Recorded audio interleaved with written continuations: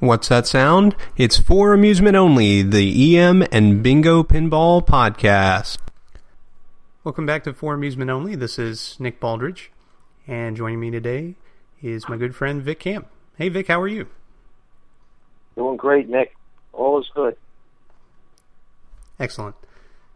Well, Vic, what's been going on in your world? It's been about a month since the Bingo Row, and wanted to check in and see what you thought about it and what's been happening.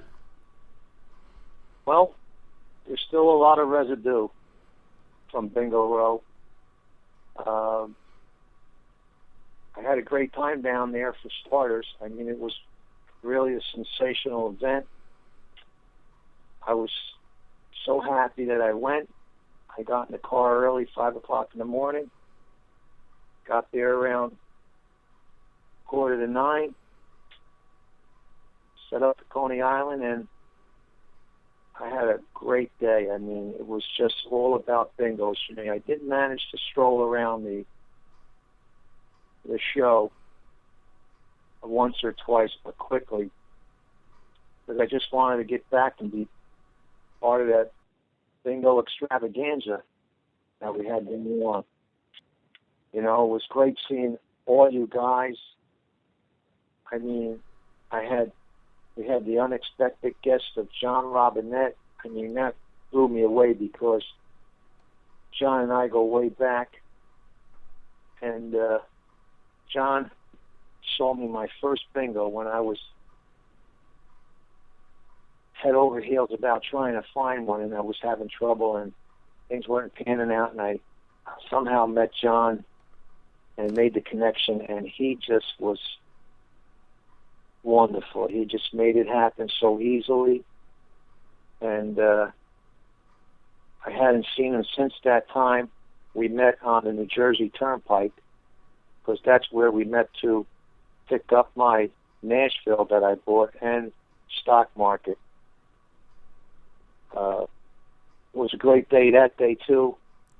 The day I met John on the New Jersey Turnpike, he drove halfway up and I drove halfway down to meet him.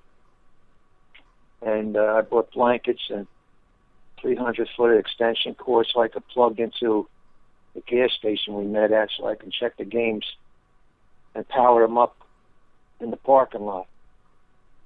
And he was okay with that, which was great because I kind of felt a little uncomfortable kind of telling him, listen, I just want to check the games. Is it okay? I'm bringing all he's like, bring what you want. He said, the games are going to work perfect. And let me tell you something. They worked perfect. And it was a great day. And meeting him down there and meeting Hugh, that was another great event to meet all these big guys that I had heard about but never met, you know. These guys in the bingo hobby are huge. This is where, you know, I'm a small-time guy next to these guys. These guys were doing it way before me. And that was a big part of being happy that I went to the show, you know. And, of course, you, and then meeting Jim and meeting all the other guys that bought bingos, and then just meeting all the people. I didn't want to leave my seat by my Coney Island because everybody was coming up. It was busy all day there at Bingo Row at the York Show in Pennsylvania. And that was a big part of being my day being really nice. All the new people that were interested and were playing the games. I'd never seen anything like that. I brought 4 bingos to a show one time here in New Jersey. It was Kevin McHugh's Classic Pinball Summer Show he had. I got a big box truck like you did and brought him in, and I had big banner, 20-foot banner. I had demonstrations, and I didn't get anywhere near the action that we got at the York Show. Yeah, could you believe that? Yeah. Tell me about it, man. I didn't expect that at all, and that's why I didn't leave from the row all day. I mean, I took a couple strolls. I went out for a bite to eat with the West Virginia guys. They're so great. They took care of just about everybody and fed everybody back there. Wonderful guys they are. And then I came right back to Bingo Row. I must have played 2 games and the whole show because I just didn't want to waste time on something I always did at shows when I could have been my bingo row and, watching everybody come up and asking questions. I'm glad that you and I had that one kid from New Jersey and his brother. They got the four in a row, and they won a book, and Jeffrey signed it. We took pictures. I mean, this is an event that I'm never, ever going to forget. I've been to so many shows, but I forget a lot of the shows I've been to and what I did. But this particular show is never going to leave my memory unless I get Heisman, whatever they call that. So Reagan had it, remember? Mm-hmm. But it was great, man. I can't tell you. I can't tell you. Everything that went down, I was glad to see your caravan get rolled in. I know you were excited to get that game. Mm-hmm. You got right on that, and I was watching your face and Steve Smith and Jeffrey Lawton and all the new bingo guys that I hadn't met, that you brought to the show. That guy Jim brought that Silver Seals. I mean, come on. I'm never going to see a bingo that new again. I know, it was beautiful. That right there was a one-lifetime viewing right there. He Mm-hmm. doesn't bring that into his home again. And, of course, Steve Smith's Golden Gate looked just so nice next to it, too. It was hard to tell which one was the original game unless you've really been collecting a long time and you can find the difference, Mm-hmm. But, what more can I say? I'm not over it yet. I got to be honest with you. And the best thing that happened out of the show was that I got a lot of connections of people who wanted bingo pinball machines. Mm-hmm. And you know as well as I do what's happening this Saturday, November 7th, here in New Jersey. I have a pretty big bingo event going on myself. It's the package deal of 10 bingo pinball machines from a collector here that has passed away, and I'm helping his widow sell all these 10 games that he had in his collection for 30 years. And the great thing about his collection is he was a master electrician, so all his games worked. And when I tested them the last couple of times that I was up there, they all worked. So, I mean, meeting people at the York show on Bingo Row that were interested in getting their first bingo or their second bingo, they are now going to be proud owners this Saturday coming up. So that was a great thing that happened out of that bingo extravaganza down there. There's so many great things that happened that day that it's going to take me a while to enjoy them all. Mm-hmm. And here it is, November 3rd, I think, and I'm still getting flashbacks. I don't know about you, but I like to hear what you have to say about it too, because if it wasn't for you, I don't think it was going to happen. So, I mean, your passion and your drive, and you're making it look like an easy task, it just wouldn't have happened if it wasn't for you. So I'm interested to know how you felt that you kind of got all these people together and came up with this concept about giving out free signed books by the author of the Valley Bingo Pinball Machine book by Jeffrey Lawton. I mean, it was a lot that was happening that was pretty great for the bingo pinball hobby. Yeah, I agree. And really, it's doing this show that's really got me thinking in those kind of terms, as far as, getting people, how do we get new people interested in these games, which, I hate to say it, but, they're almost forgotten history. And I want to keep these games alive. I want people interested and playing these games and understanding just how amazing they are. And so I thought, what better way? Jeffrey always brings 2 or 3 games to the York Show every year. Why don't we see how big of a show we can make it? And Steve was instrumental in that as well. He had talked to Hugh and asked him to come down, and between he and I whipped everybody else into a frenzy, I guess.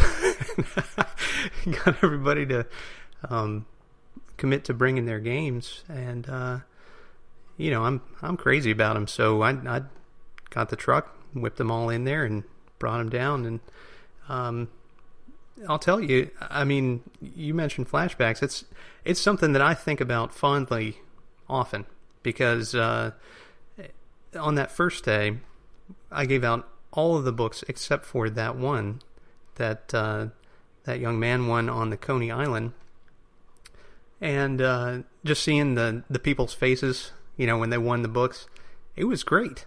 I mean, that was a good feeling. So they were elated. Yep, they were elated. I saw the pictures. Yeah, and so excited.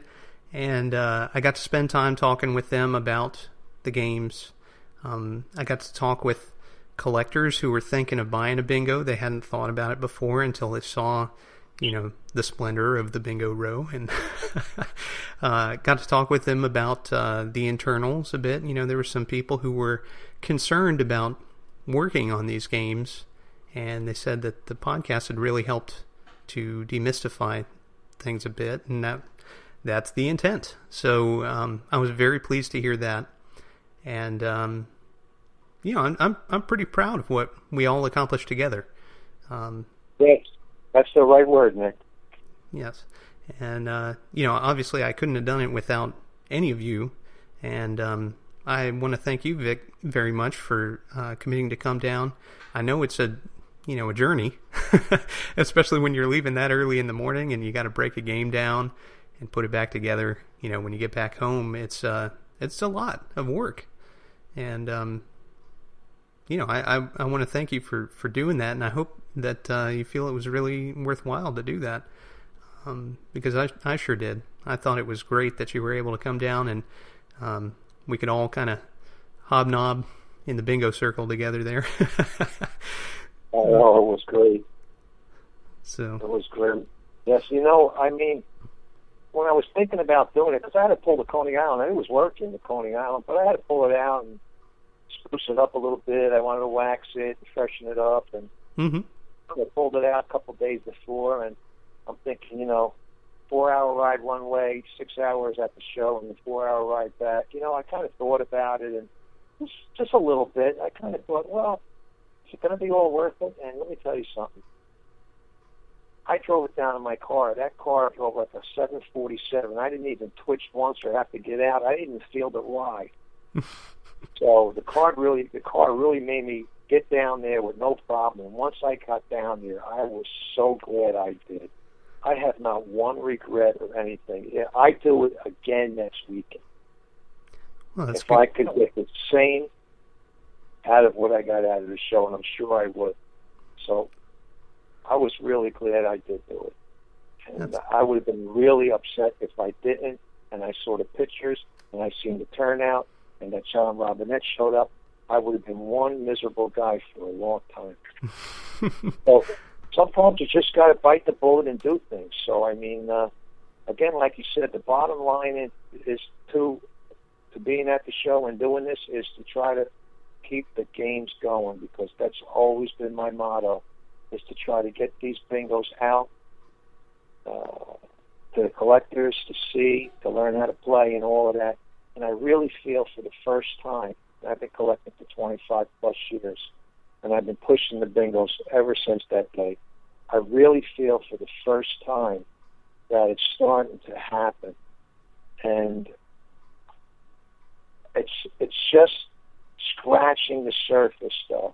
There's so much room for the bingos to evolve into so many more nice collections. And I think if we continue to do what we're doing, you are really the driving force behind this with the podcast, with your passion, with your love for the games, everything. And then, you know, if you get a couple more guys that feel like you do and can, you know, help you and, you know, push hard together, it's going to happen. And I'm really pleased with this Saturday coming up. I was having trouble selling the games. I really had them at a low price. I had all 10 bingos, of course, 2 were parts games, so really 8 working games.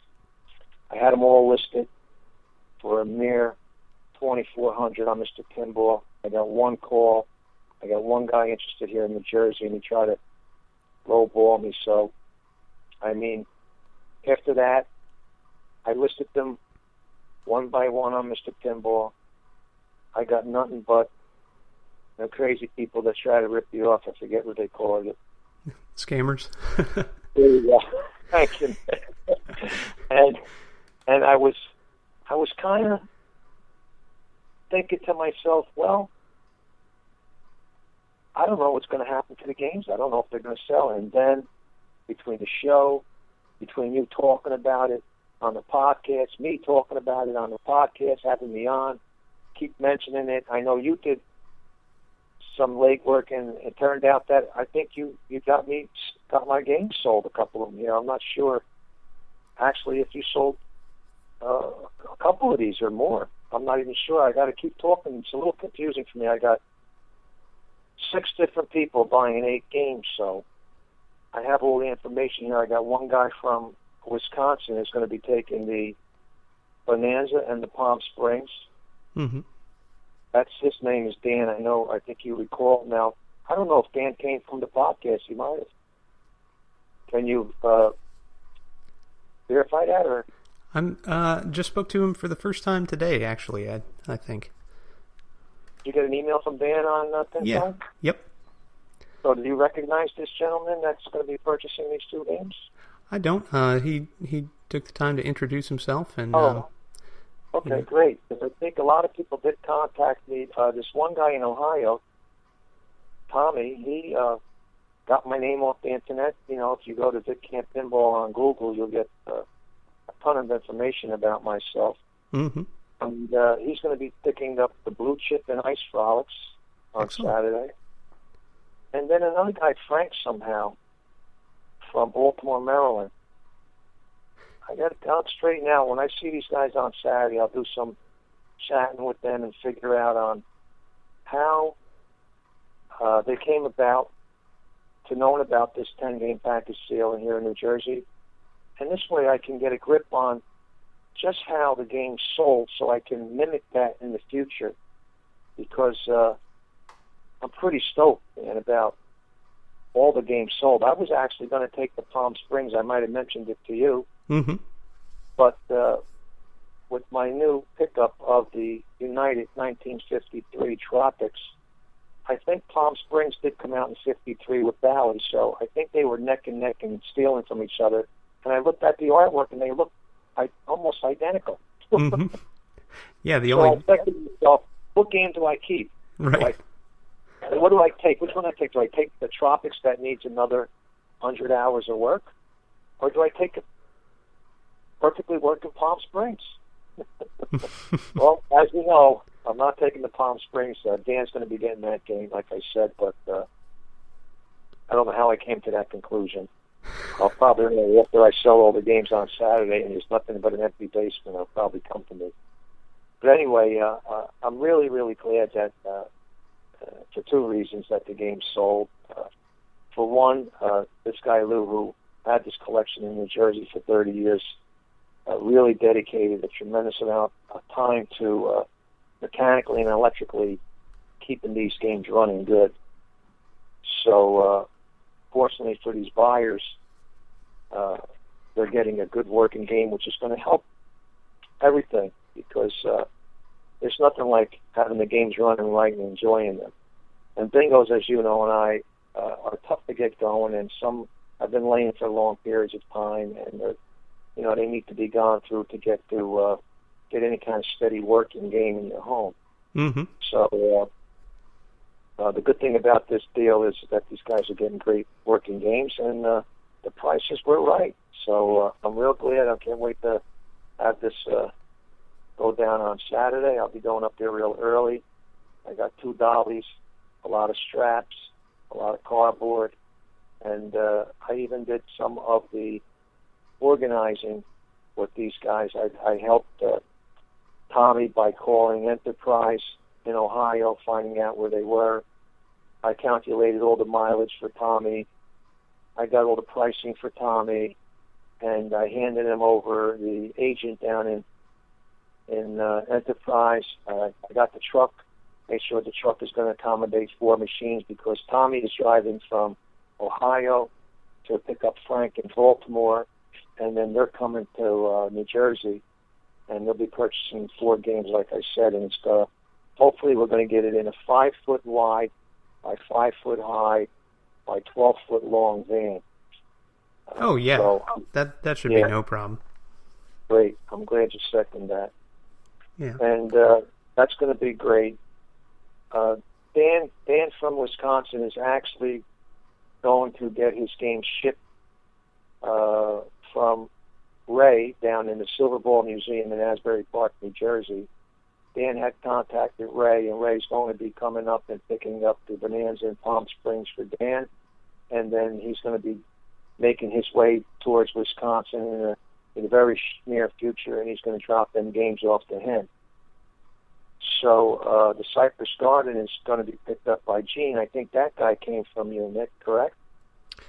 Yeah, I talked to him. He's from West Virginia, and I talked to Frank as well.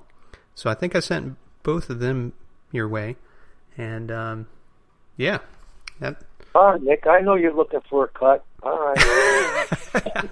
Not at all. You know, I thought that was funny. I'm interested in getting these games. There's really nothing to be made with these low prices. Yeah, exactly.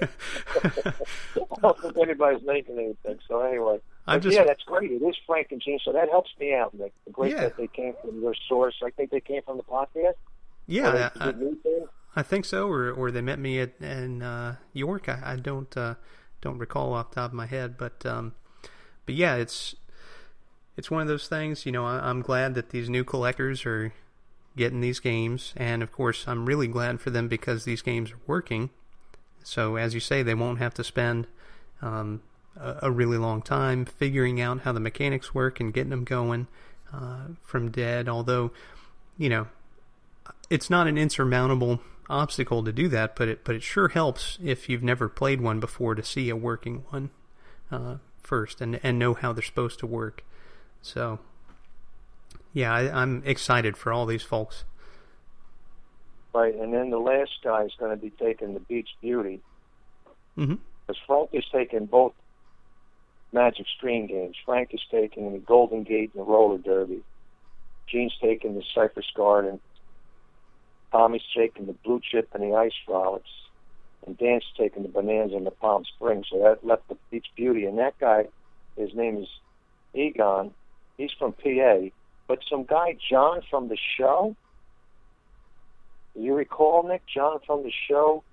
His friend John, who works with this guy, Egon, who's taking the Beach Beauty, said something about John met you at the show. So maybe I took John's number, he took my number. Do you remember John? Do you recall? I met a lot of Johns that day. I'm not sure.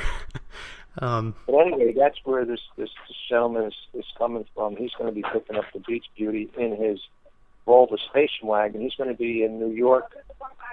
He's going to an event with his son, and on the way back on Saturday, he's going to stop in New Jersey, pick up his Beach Beauty in the Volvo station wagon, and then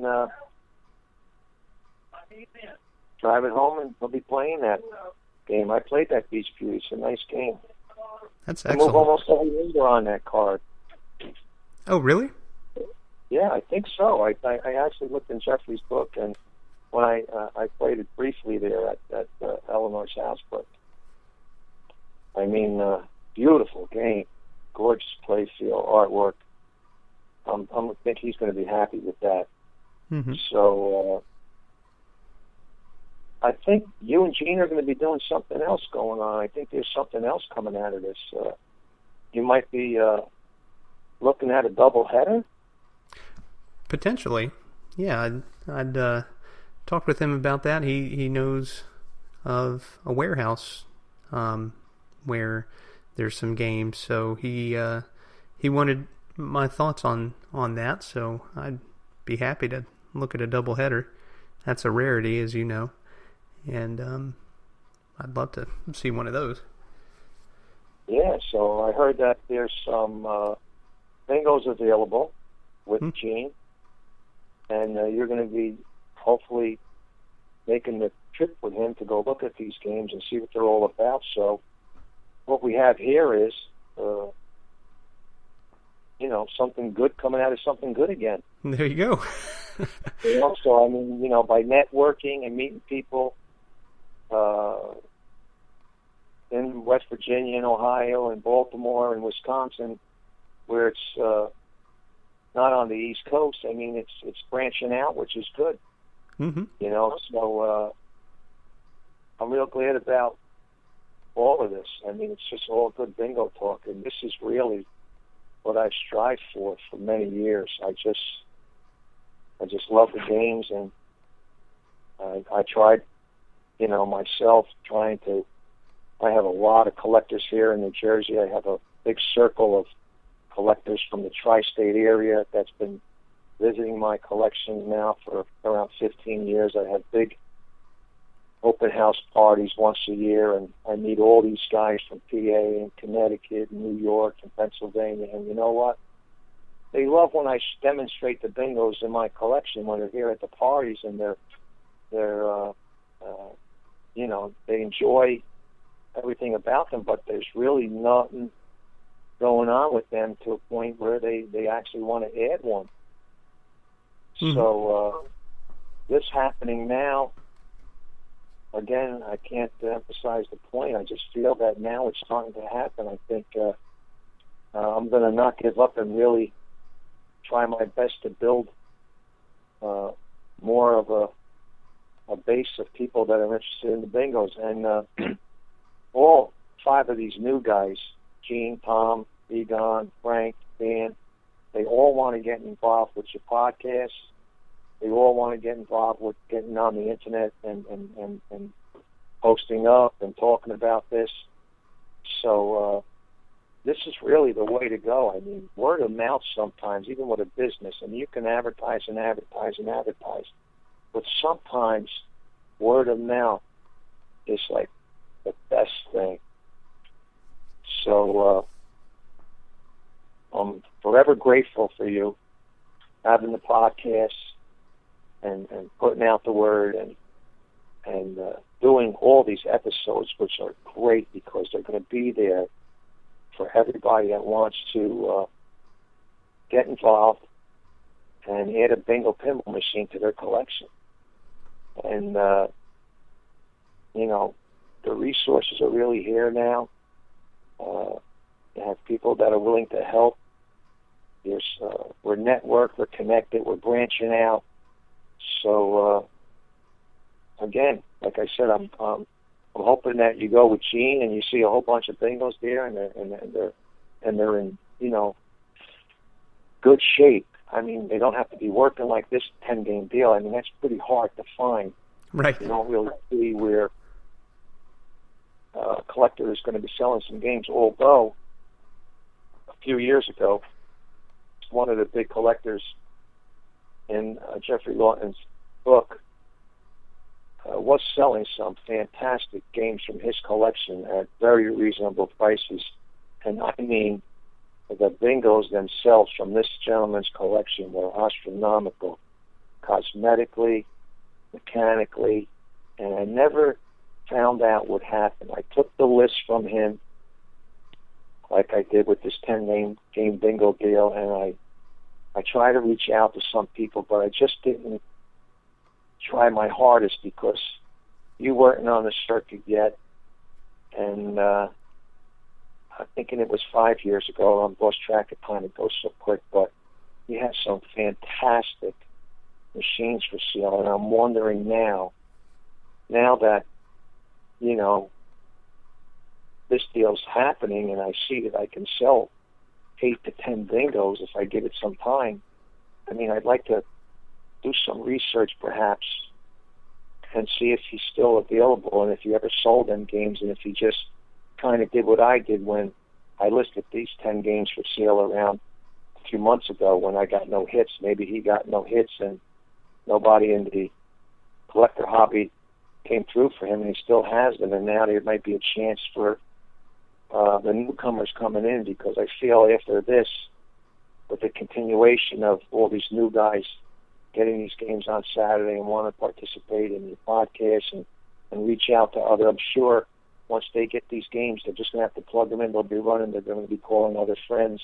I know Dan from Wisconsin, who's going to get the Bonanza in Palm Springs, has a big collection of games.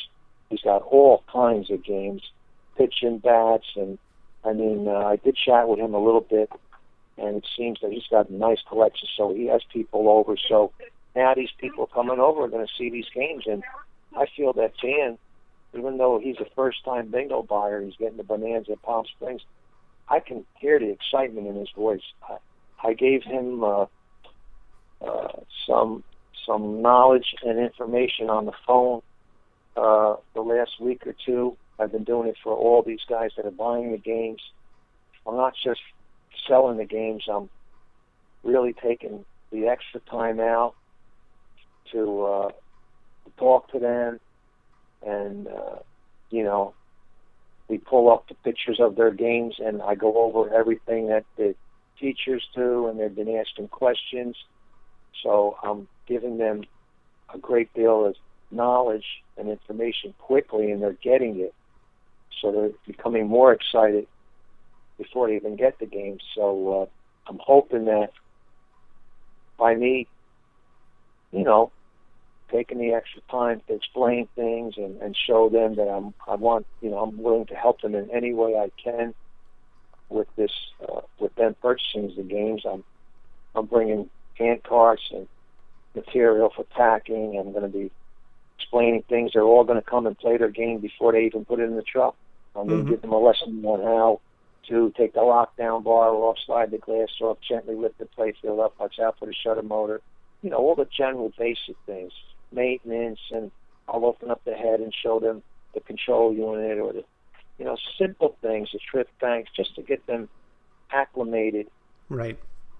Beyond just wanting a pinball and playing it. Because if you take the time out to do things like this, I think that people get a better idea, and it's easier for them, make them more comfortable to want something, because they see that, there's so much help, Mm-hmm. Yeah. And I think that's vitally important, especially for a new bingo owner, because I've heard over and over again, and I'm sure you have too, your whole time collecting these games, that they're so daunting or scary inside, but really they're not bad at all once you realize what, some basic stuff like this is the trip bank, so when something happens, it's going to trip one of these relays, and the control unit's like a big score motor, and like I say, it's just demystification, because anything's scary if you don't understand it, right?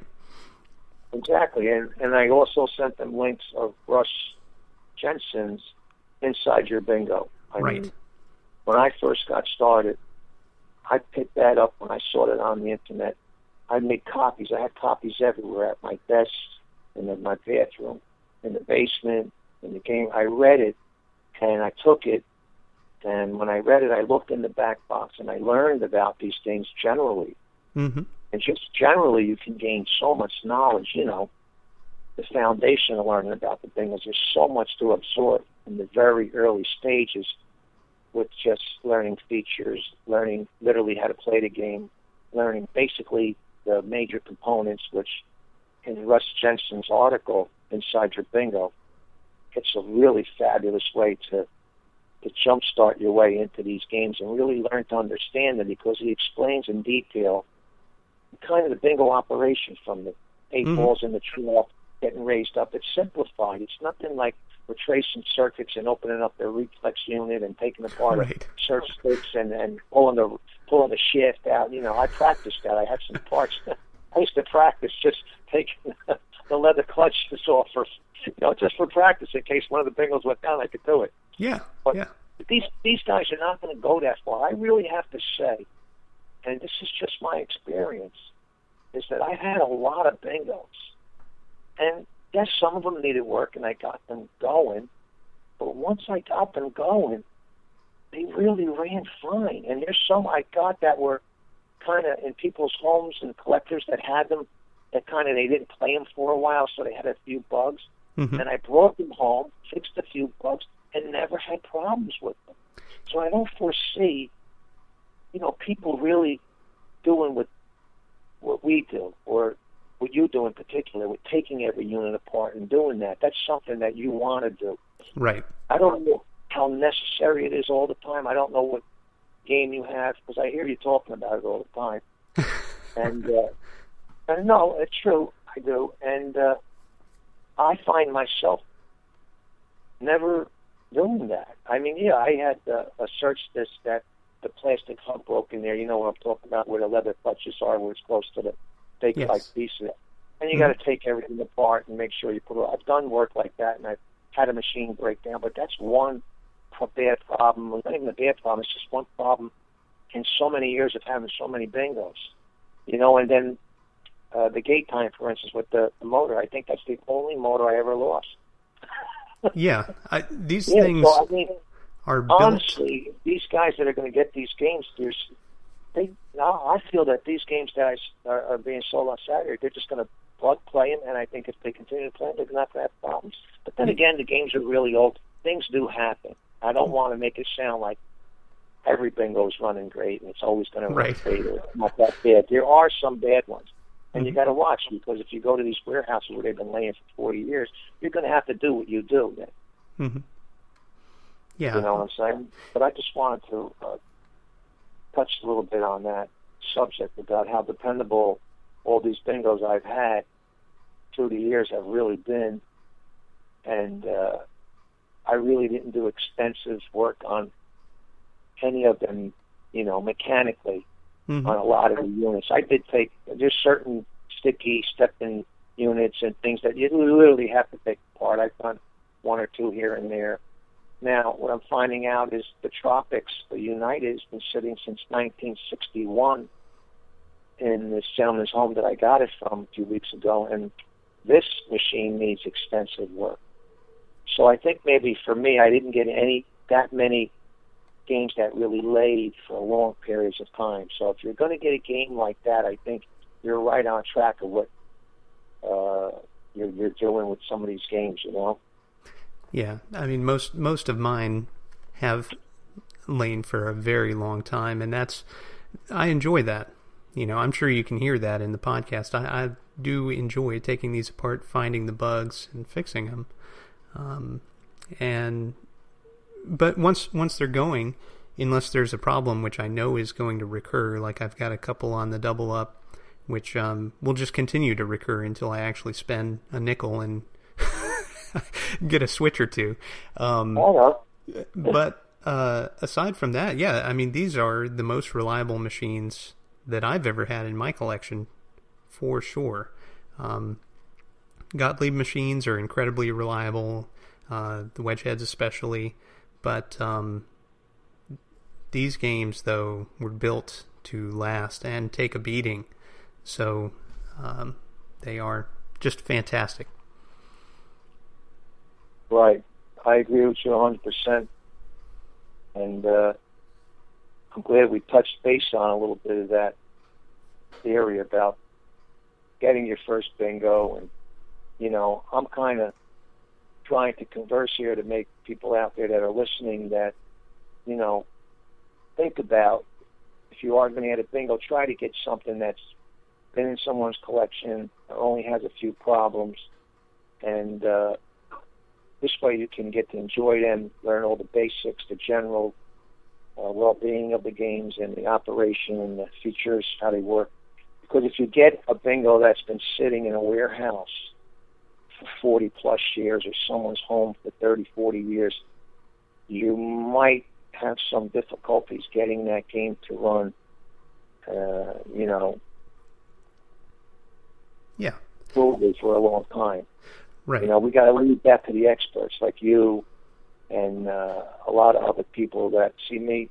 When you're younger, you can do this. You have the time, you have the passion. And for me, I've had 155 machines and at least 30 plus bingos. So, I mean, at this stage of the game, for me, it's so wise for me to buy something that is near working or only has a few problems, even though I just picked up the Tropics.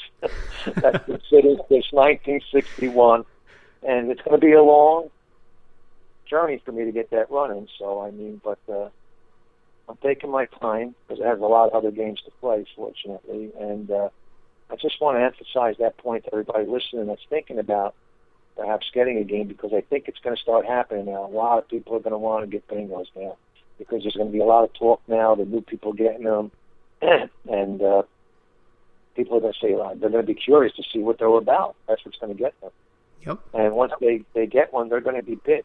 I'm sure that they're going to get bit because along with buying the bingo, hopefully they get a lot of knowledge about it so that they don't just get a game and not know what they're doing and have to figure it all out by themselves. And, there's a lot to get into like the game. You literally have to learn how to play it too now.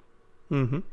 Once you learn the features and you learn the mechanics or the electric or anything else about the game, you literally have to take control of that game, grab it by the cabinet, and get that silver ball to go where you want it to go, which is the best part for me, as you know, Nick. Oh, yeah. That's first on my list. I just love to play them. Well, that's the other thing is they're fantastic players, too. I mean, that's something I love as well, is making that whole when, the machine and everything that it has to throw at you is against you. And you still come out on top. I mean, it's a great feeling. And it sure beats, in my estimation anyway, and my pinball playing experience, completing a sequence or, starting a mode or finishing a mode or whatever. In a modern game, I just love getting that last ball for a 5 in a line. You bring it down to the ball return 3-4 times in a row, just trying to get that last number that you need, and finally you make it. There's just nothing like that. I like that scenario about you saying bringing it home 3 or 4 times, man. That's such a great feeling. You need the number for 5 in a row, mm-hmm. and you miss it, but you get to play the ball over, and you had like a magnificent ball just coming down that play field and thumping a already ball in a hole as a blocker and whipping off one number and almost going in another and then squeezing it home and get it home. Yep. That's just a little, even them normal plays like that are exciting when you're going for 5 in a line, because that's when your blood starts rushing and you make that, you're kind of shocked, and it does jolt your body a little bit that you're hearing all them replays going off in the back of that replay counter. Music to my ears. That's right. But the bingos have been really coming out of the woodwork now, and it's a great time for the bingos. And I hope this continues. And again, anybody out there now was interested, perhaps. I know there's a few more people out there interested. I've been hearing bits and pieces about, I got to find one. There's none by me. I hope I get one. Mm-hmm. Because I've been going frequently to your pinball podcast and putting some comments down, which is good. And I hope everybody else will continue to do that. And even these new guys that are picking their bingos up on Saturday. I know you're listening to the podcast now. You guys all have the link that I sent you, and you've been telling me that you're listening. So, think about coming onto the internet and going to Nick's podcast and placing a comment and getting involved and making this chat grow, you know? Yeah. So I'm looking forward to that, seeing that happening. And not to change the subject, but I'm also interested in doing some wedgehead podcasts. You can't forget about the wedgeheads. There's been a lot of bingo action here on the East Coast here in New Jersey with me. Mm-hmm. And there's nothing like it. I've been enjoying every minute of it because I go back and forth from the flipper games to the bingos. And, you know, I enjoy them both equally. And I'm hoping that I know you have mentioned something about wedgeheads. Was it putting on free play on one of your podcasts recently? Mm-hmm. So I feel you're starting to get an itch too to perhaps we'll do something a little different down the road when we have some time. It'd be great. Yeah. There's a lot of wedgehead collectors out there now. I just got a text from a guy that visited my collection while he was at the Allentown show. He's from Texas. I got a little text today. He was interested to know on what my thoughts were about the Golden Arrow versus a Top Guard. But all the EMs are great, so there's no end to promoting any EM. And there's so many other great ones out there. But mm-hmm. the bingos really are an EM that need to be brought back into the hobby. Because all the other ones are there, even though the hobby today is mostly BMD guys. Yeah. As we discussed in the past, you know, I mean, you look at this pinball hobby, and man, the EMs are really a fraction of the hobby now. Mm-hmm. You know. And, you know, that's the other thing is EM advocacy, you know. I really love EM games. So yeah, I'm right there with you, man. I think it's all good stuff. And I'd really encourage anybody to get EM games. Be they wedgeheads, be they reverse wedgeheads, be they bally games, you know, any EM game. They're all fun, you know. It's all pinball. I did. Actually, this past Saturday, I have a friend that I met 10 years ago. He saw my name on the internet. He moved from New York to New Jersey up here in Caldwell. And he flies jet planes for CEOs and stuff. And great guy. He called me and said, "Hey, Vic, I got a call on to pick up 2 EMs. You want to give me a hand on Saturday?" I said, "Sure." So Saturday, him and I went up to actually his hometown in Caldwell. They were only a few blocks away, and we pulled out 1965 Williams Lucky Strike, single player EM, and I have to tell you, the condition in that game was remarkable. It had only 54,000 plays. Wow. And the corners on the head and the cabinet were sharp like razors. Cabinet itself, I was looking for a scar or a mark, and I couldn't find one. So he did really well. And the other game was a Chicago coin. I know you're going to like this. It's a beat mix. Mm-hmm. And again, nice condition game. That one had 40,000 original plays on it. They've been in the homes for a long time. The lucky hand actually powered up and spit a ball out, and with the broken, deteriorated rubbers, it shot out of the top gate, went down, the pop bumper powder puffed it around a little bit. There was hardly any power. Lights were on, and the flippers worked, though. The flippers worked pretty good. And I was surprised to see that after knowing that the homeowner had given me a complete history about the game and how long he had them and how long they didn't work. And so I had another good day on Saturday, so I've been pretty active here. Last Thursday I had another friend that's in the circle. There's so many guys that participate in coming here. I try to open up on Thursday nights now that the weather is going to get cooler. I'm trying for 2 Thursday nights per month. I want to try to do a little bit more if I can because I have the collection set up. It's playing like factory new, and there's no sense in not having everyone come down and share and enjoy these games while they're here because, turning 60 in March, and actually next week I'm going out to our condo in Florida. I've been meeting a lot of people in the Florida pinball circuit. This past February I was at the Ape Show, and the Silver Ball Museum in Asbury Park is opening up now. It's got the green light from the township in Delray Beach in Florida, so they're going to open up the Silver Ball Museum number 2. And a big collector here from my circle in Belleville, New Jersey, is moving out to Florida. He has his home already that I visited while I was there in Florida. Matter of fact, him and I went to the Ape Show together. He has all his games in Florida now in his new home.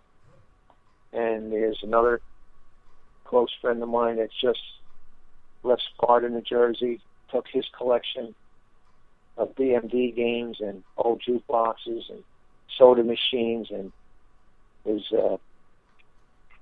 putting all his collection there. So that's why I'm trying this year and the following couple of years to open up as much as I can here in case I'm going to be, following them down to Florida soon. I don't know exactly, but, you never know. It could be sooner than later, Mm-hmm. So Vic, on your way down, you're going to stop in Richmond, right? Well, I'm going to have a big truck because I'm putting all 42 games in there. Wow. I'm not leaving them. I'm actually considering perhaps doing something for charity and opening up some kind of charitable museum. Mm-hmm. I have some connections in Florida now. There's some things going on, some opportunities for me. I don't want to open up to the general public. I don't want to for 2 reasons. Really, it's going to be a heavy load on me to operate and to upkeep, so I don't want to do that, only because you lose a step as you get older and things change a little bit. And I really like the whole idea about donating the proceeds to charity of some sort, mm-hmm. and opening up at my leisure for tournaments or parties or anything, because when you have this, actually Florida's a really easy state to do this. I've been inquiring a little bit, so before this takes place, if it does take place, which I hope it does in the future, I'm going to miss all these guys that have been coming here for the longest time. I have so many close pinball friends, and we've shared so many great times here, and I think I'm really going to miss that more than anything. But again, like I said, I'm leaning towards this year to kind of double up on opening up, maybe have a couple more big parties during the year when I have, all the big collectors from the tri-state area come here, guys with 200 games, 100 games. We've got game rooms that we all come here and share 8 to 10 hours of pleasure with each other. So this is what the hobby brings. It brings so many great things. I'm anxious to meet these new guys that are picking up the bingos on Saturday. So, hopefully the EMs will continue to, last for as long as the hobby allows it. Mm-hmm. Oh yeah, I think they will, because a lot of DMD guys are getting them now. I see a lot of first time EMers. They're not looking for bingos yet, but they will be. Yes. Once it's all about experience and comfort level. So once they get kind of acclimated to the EMs, and then maybe they know a guy with a bingo, come over and play it. And say, these are really fun games. So I've been talking with quite a few new folks off the air, of course, and they've been asking for recommendations for bingos. So I think we're at a good point. Right, as you like to. Yep. So I'm excited. So Vic, I did want to ask you, did you note your meter on the Coney Island? No. No. I was so excited. There was so much to do. I had to get down there. I get it up. I couldn't wait to get it up, man. I couldn't wait to join that row. Mm-hmm. It was like, I don't know what it was like. It was, my mind was just like, wow, look at this. Hurry up. We got to be part of it. I had to be part of it. Oh, yeah. Who knows when that's going to happen again? Well, because I knew it was a major event for you. Because I put work when I was in a box truck. I know what it takes. Yeah, it was. Well, that was the other thing. I mean, at the end of the show, all the bingo guys, formed a bingo assembly line or disassembly line, and they helped me take them all apart, put them in the truck. I mean, I couldn't have done it without all you guys, because that was a massive undertaking. So, yeah, that was a lot. We had a nice little pit stop there. Yeah. We had like a little pit stop, like the cars were getting rolled in, and everything was happening quickly and up and into the truck, and it was great. And that was a good part of it too. It's all good. There's really hardly any not good feelings from doing something like that. Maybe the back hurts a little bit, and you got to work on your games when you get home, but that's all right. Well, I think the back hurt, it's a big deal, but the working on the games, I think that's a small price to pay for being able to share them with so many new people, and people that enjoyed them. That's the other thing.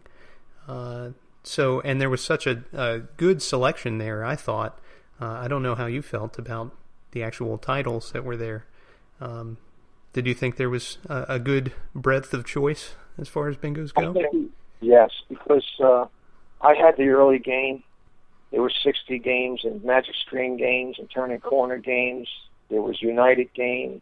There were 6-card games. I mean, the selection was just superb. So, I mean, you could have put 13 other bingos in, aside from them titles, and you would have had the same superb showing, because all of the bingos are great. Mm-hmm. I'll tell you right now, I've experienced a lot of the games, and I haven't experienced a lot of the games. But the ones that I did, they're really, really terrific games. All of them. And for certain reasons. And the variety of styles and of new features that they installed, it just makes them, you might think they're the same, but they're not. You look at them, people might say, 25 holes and cards on the back, it's all the same. It's not. Right. What they do mechanically and electrically is amazing. When I told some of these guys about the gate time, how it worked, because I know they're getting Bonanza and they're getting Magic Screen games, but I just wanted to share with some of these guys that are purchasing the bingos on Saturday that there's other games out there that are really fantastic that Barry put out, Mm-hmm. And it's so true. They really are. Now, when you did that podcast on the twist, you really did something for me that I didn't know. And I'm learning constantly, and I've been around them. I read Jeffrey's book 10 times. I read it, but I'm still learning things, and that twist sounded such like a nice game. So unique with 12 positions on cards or something like that. And I went and read up on it. I looked at the coloring, and I liked the whole music twist thing. I think they did that after the record, Chubb the Checkers record, the twist, right? Correct. Yeah. So when you started, and I started listening to that, my eyes were widening open more. I'm like, wow, this is a game that I really would like to add to my collection, even though I don't have room for a toothpick.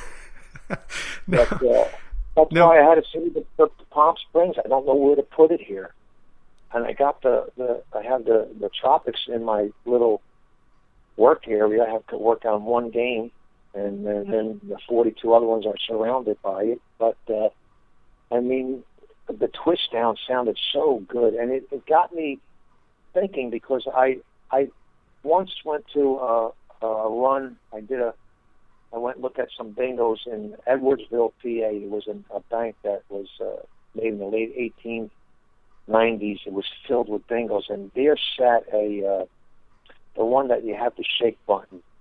The hi-fi. Hi-fi. And I always thought that was the only, like, record music one. And somehow, I didn't see that twist somewhere along my travels or reading the book and looking at pictures and going on bingo CDYN for 50,000 hours. And, you know, and then when you came up with the podcast, I'm like, wow, this game is sensational, and I didn't even know about it. You know, because I saw that high five down there in that bank, and I love the artwork with the records on the side. Mm-hmm. But me being the shaker that I am, and I don't think I want any bingo electrically pushing a button and shaking on its own. I want to nudge when I need to nudge, because that's what the game is all about, literally playing it. You got to know when to nudge and when not to nudge. Right. So I kind of could have had that bingo that day at a really cheap price. There was about 100 bingos in that bank, and that was the only one, because I think about 90 of the bingos might have been all 6-card games, and then I saw that high five there, and I didn't really strike my fancy. But this twist really got me going. Well, Vic, do you want to hear something that would make you want to get that hi-fi? Sure do. So I learned about this recently because I read the same section that you did in Jeffrey's book, and I said, this doesn't make a whole lot of sense. Why would anybody want the game to nudge itself a limited number of times? You know? It's playing the game for you. That doesn't make any sense. So I was talking with Danny Leach, and we were talking about hi-fi. And I was telling him, you know, how I thought it had a phenomenal art package and it looked really cool, but I didn't understand the bump feature. And he told me that what that is, it's if you play your balls and you have the bump feature lit, it'll actually shake the whole playfield up and down on these massive springs and kick all the balls, out of all the holes. And so it lets you, navigate them down to the ball return or set up an entirely different game. And you can do that after shooting the first ball, I believe. So that's a pretty powerful feature, actually. It sounds pretty interesting to me. So you're telling me that it releases the balls out of the holes, mm-hmm. and they don't go in any other holes. They go straight down to the chalk again to be played over like a hold the odd, hold the even type of game? No, but that's the way that I think about it. It's a similar chance for you to be able to navigate them down to the ball return. So it does kick them out, and then they'll randomly bump around unless you navigate them down to the ball return. So if you got a lot of balls in the top line and you need further down, right? Wins in the 23 or the 18 or 14, you can move one out at a time out, or does it pop them all out according to how many balls you played out already? It pops them all out according to how many balls you played. That'd be crazy. That's like playing multi-ball on a bingo. How am I going to shake and make numbers? I don't want that. Well, I think I want control. I want control of that ball. Oh yeah, at all times, like it's on a yo-yo string. And I want to keep that ball where I can move it and get it where I want. I don't know. I'd be interested to play that high five, but it doesn't sound like, just for me, my own self, like I would enjoy, that feature, just knocking all the balls out and trying to get some type of win with 5 balls going berserk on the playfield. Well, where I see it as powerful is if you have played your game, but you don't have any winning combination at all, then it gives you a chance, possibly, to play your game over if you're able to some of them are probably going to get into holes, but you might be able to play an entirely different game. It's like the hold odds or hold evens. Nick, you're talking to, I always get in line wins. I never have to. I forgot. 5 in a line every time. Hey, I don't have to release any balls, because I'm going to put every number I need and get that 5 in a line, baby. Well, in that case, yes, I guess you're right. That sounds like an amateur game or a novice game. No, I'm just kidding. I'd like to experience it. I would like to see if it would pertain to my liking. But I did find that interesting that it did operate differently than I had assumed. Good point. That's good that you brought it up, because I did think it was like a bump thing where it shook it made a move for you instead of you shaking. Yeah. I didn't know. So yeah, that's interesting. So I'm really hopped up on that twist over. I'm telling you right now. Actually, my wife ever saw the colors on that game. Yeah, I'd have to find a spot for her, but she's into that hot pink, yellow, pastel stuff. That's a very attractive, shocking game. It really jumps out at you, art-wise and color-wise and all of that. But I mean, it looks like a great player with all them. Yeah. What is it? 12? Is it 12 cards you can switch through, or? Yeah, it's 12 or 17. 12, I forget the number. You know what I really like is the 2 numbers. This is what intrigued me, was the 2 numbers in one card, because yes. when I had them 9 Miss Bowling Turbos, which was the remake of the 1957 Miss America. Mm-hmm. I enjoyed that game so much because you can bring numbers into the other card and the numbers double up. I think I sent Danny Leach some pictures, and he put it out on his webpage on how I don't know how many numbers in one card, and I don't know how many were double numbers. That Miss Bowling Turbo did some special things because it was electronic, of course. But I love that whole concept about having double numbers in one card. Mm-hmm. Am I correct? Is that what the twist does? Yes. Right. So now, if you look around at Bally, how many more machines that they manufactured that did that? Not many. We'd have to survey that and look that up. But I really, now that I told you I missed that Miss Bowling Turbo, actually I'm calling back some of these people that I sold the 9 of them to. Mm-hmm. I'd love to get that baby back. You have a playfield from that one, right? Yes. And it's a beautiful playfield. It's plastic coated like the Sonic EM games. So there's not a speck of wear on it, and it's just clean as a whistle. I cleaned it and waxed it, and it just looks beautiful. That's good wall art for you. It is, well, at the moment, but if anybody ever needs one, then it'll go in a game. So yeah, that's a terrific game, that Miss Bowling Turbo. Mm-hmm. Some of these electronic bingos are just outstanding for the a serious player. Yeah. So, Vic, I don't know if you recall, but when we first started talking, you were telling me how you were trying to slow down a little bit. It seems like you're faster than ever now.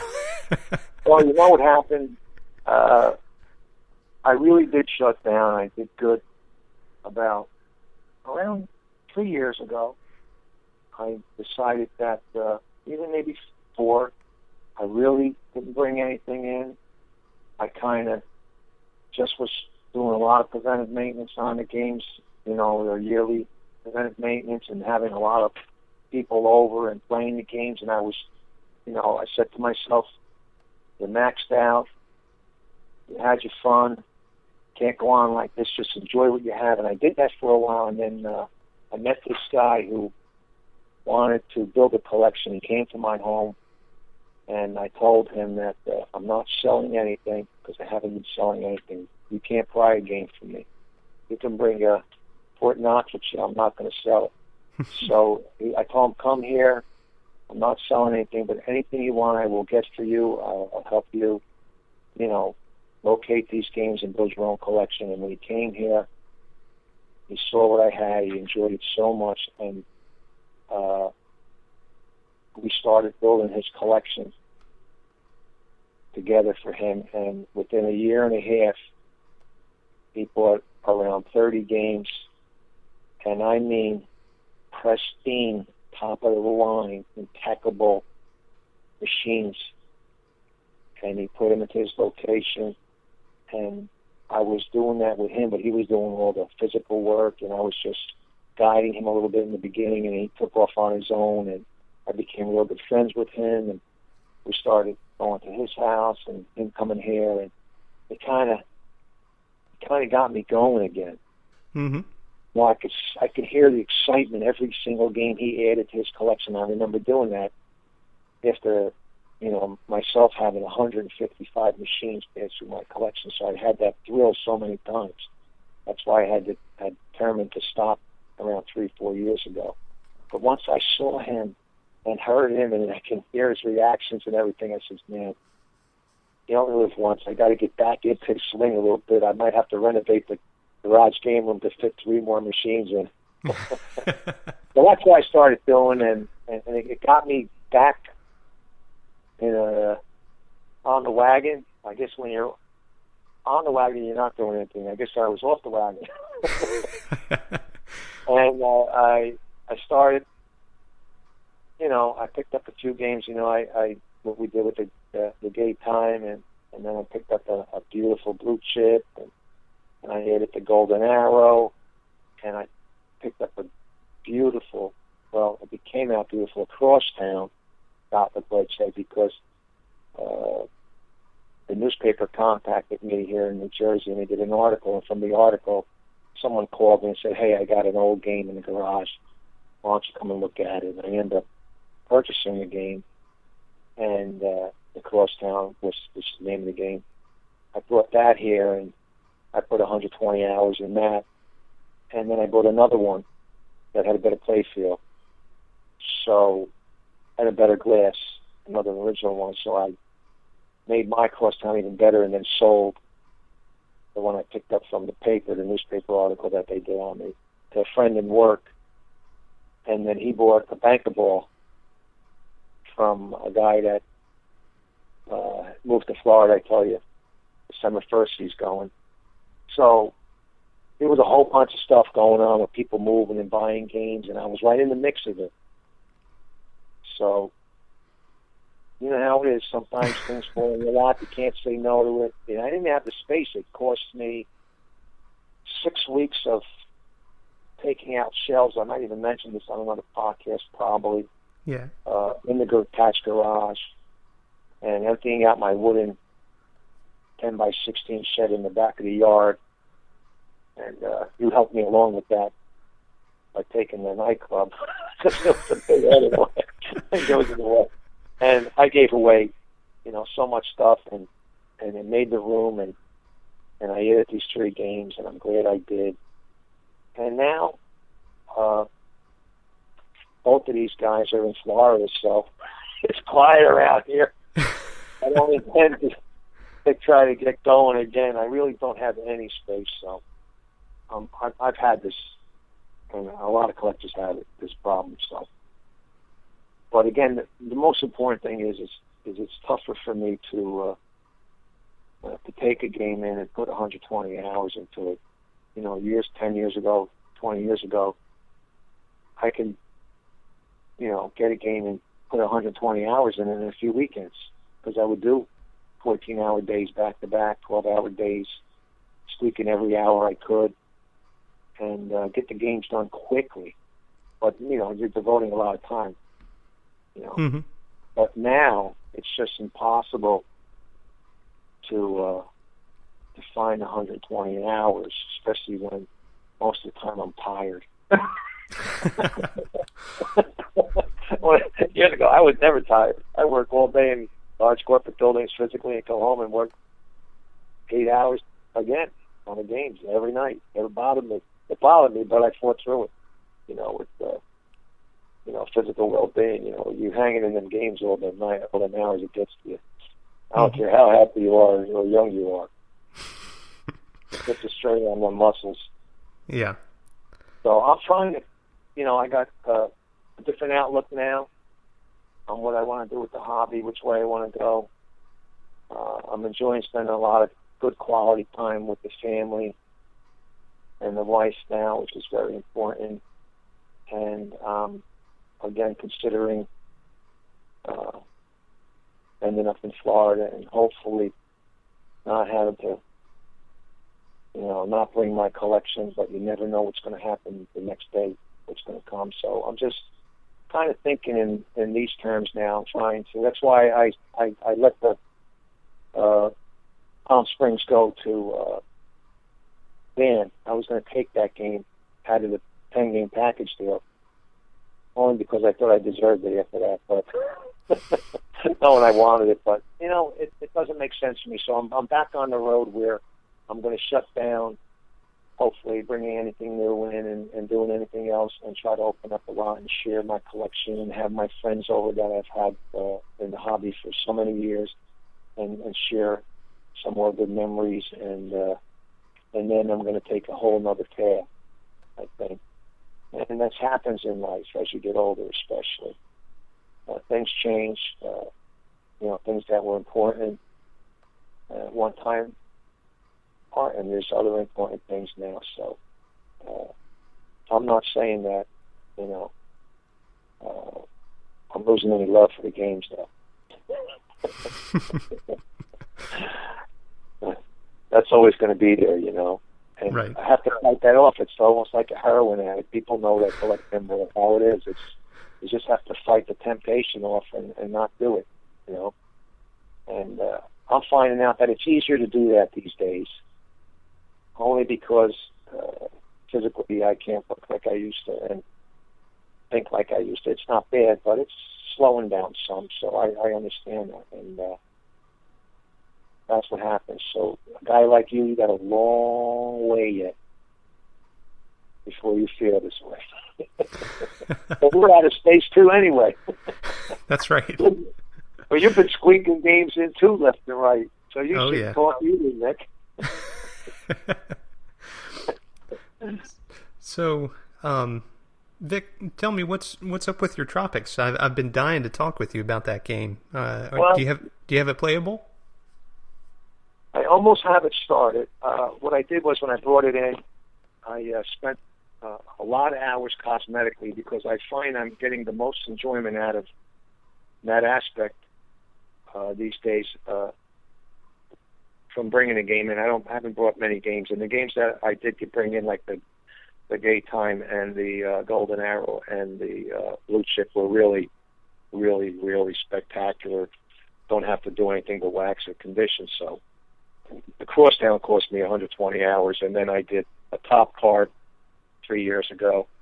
So, but anyway, Tropics is a whole long project. Like I said, from 1961, it was sitting in the guy's house, so I knew what I was up against when I saw the game. But the thing I really saw with the game when I first got to the guy's house was the really nice cosmetic shape it was in. The cabinet, the play field, and the back glass for a 1953 machine was really, really nice condition. It does have some low plays on it, and the meter does work because I did fire it up. So I thought perhaps some miracle that United, because it's totally different than Bally mechanically, wouldn't be so bad. Maybe it wouldn't be so bad, but it's turning out that just cosmetically I have sold quite a few hours in it. So that's what I did the first week when I got it. I was a little hyped up, so I cleaned all the cabinet and the play field and took the glass out and sealed it and touched it up and got new rubbers, and then I put a new cord on, all the general stuff, the easy stuff that I like to do, and then I started diving into it. So I noticed that someone that was in there through the years since 1961 that didn't know what they were doing. Actually, I talked to the son, and he said his father had who was a TV repairman, purchased the game and thought he couldn't get it going. And his son said he'd never played. And it's just been in the basement ever since. And his father made hundreds of attempts out of it. And when I opened it up, I noticed where his attempts were. There were a lot of bent switches.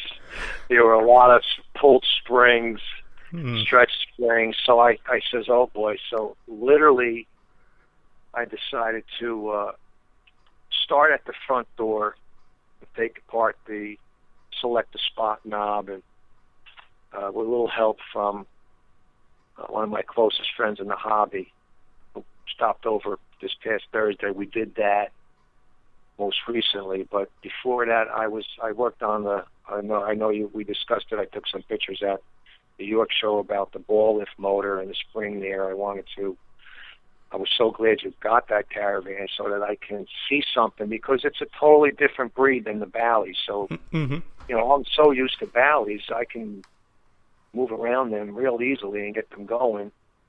And the Uniteds are not like that. You have to stop and think and look at it and see what it's doing, the mechanism they built and how they have it, operating. And so it's a slow process for me with the Tropics. And I did get pretty far, but I'm taking my time. Normally, in the past, I probably would have had the game running because I have it over a month or so. But at my leisure, and there's been 4 or 5 consecutive nights I won't even touch it. And that's my pace now from when I would work on games 14 hours, 12 hours straight, repetitious days in a row and nonstop, and go to bed thinking about problems and waking up, and before I went to work, go look at them and fix them and then go to work, that type of stuff. So I went through all the switches, all the relays first. I took apart all the step-in switches I needed to take apart so that they can work freely with the touch of my finger, because I know how loose they have to be. You get a little knack for them. You know which ones really have to come apart and which ones you don't. So I've been taking one at a time and doing it. And so I've gotten to the point where I've done all this relay switches, gone through the trip bank.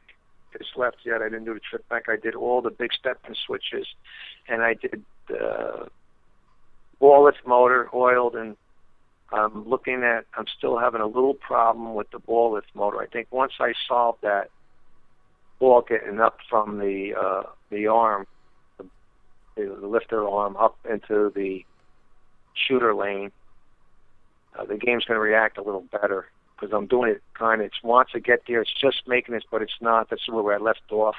So I'm pushing it with my finger, and I'm shooting the ball out, and the shutter motor's closing. But there's a ton of problems. There's still a ton of problems. There's 4 motors, they look like dot lid motors, Mm-hmm. Yep. Because when we opened up your caravan, it looked like a bingo in the back. I was a little disappointed because I wanted to try to learn something there that day. I'm like, look at this. They stole Bally's whole mechanical and electrical systems from the bingos in 1954 at 5. Of course, I picked the Tropics in 1953, and they had their whole mechanical. So it looks like a United shuffler bowler with a lot more components in it. So I haven't gotten to the motors. Okay. The motors are kind of slow, so I'm going to try to do one motor at a time and see if I can loosen them up a little more, because they're sticky, and they're not like the ball lift motor. But the ball lift motor takes oil, so I got to take a look at and figure out what these motors are going to take. I'm thinking about possibly contacting Ron. He has almost every single United bingo ever made except 2 or 3, and I don't know where he ended up. I thought he was in New Jersey at one time back in the day, but I'm not sure. I'm going to continue to just move slowly on my own, unless I can find somebody who has that particular game, or somebody who has an operating game that wants to kind of work with me and jumpstart me and talk with me over the phone to get me moving more quickly. Mm-hmm. But no big deal. I'm looking at it as a long-term project.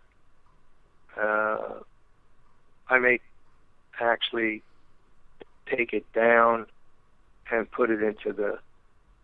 I have a spot in the wooden shed. Perhaps I'm contemplating that because I've come across Gottlieb North Star that I played actually when I was a kid in 1966 in a candy store where I lived in Newark, New Jersey. I met a woman who was selling a North Star in Nutley, New Jersey, which is 2 miles from here.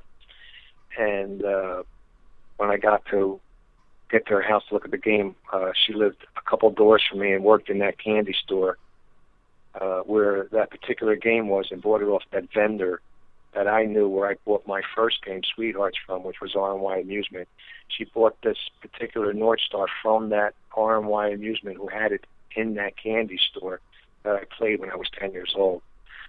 So I'm thinking perhaps after I just talked to you, I'm not bringing any more games and I need 120 hours work, but this North Star, I forgot, has been laying dormant for about 40 years in this woman's house. It came from that candy store, and she is really considering letting me have that game somehow. I have a great North Star now, but it's not a game that my fingers actually were on the same flippers. So I may not trade it, this beautiful North Star in my collection, for this old 120 hours need of work North Star. I'm not sure what kind of deal we're going to make. I really want to try to buy it outright, but I don't know if she wants that because I think she likes pinball, but I've not really gotten to the point in the deal where I know where we're going to end up. But she did take it off of Craigslist here in North Jersey and told me that the game's either going to be with me or her down the road. But this was about actually a month ago,